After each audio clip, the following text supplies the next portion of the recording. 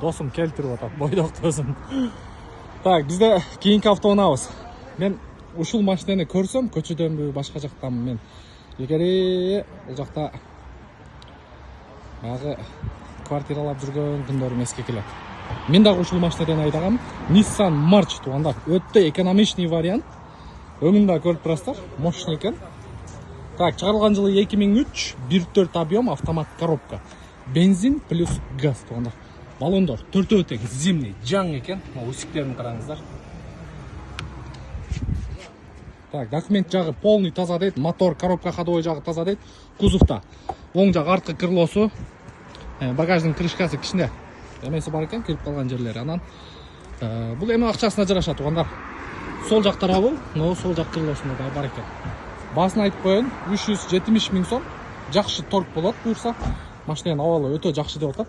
Ички салонуна бир катар көргөзүп коеюн. Мынакей. Ички салондору Ева поликтери бар. Бул жерде өзүнүн штатный магнитолу, кондиционер бар экен, автомат коробка, мындай кара өзүнүн чехолунда. Буюрса телефон номер коюп беребиз. Чалыңыздар. Панелинде эч кандай трешина, сарапина жок. Терезеси таза, айнеги таза, скола трешина жок. И арткы орундуктары боюнча дагы машинанын состояниясы жакшы туугандар. Буюрса баасын айттык. Чалып байланышып көрүңүздөр. Кимге ушундай экономичный машина керек болсо, алып калсаңыздар болот.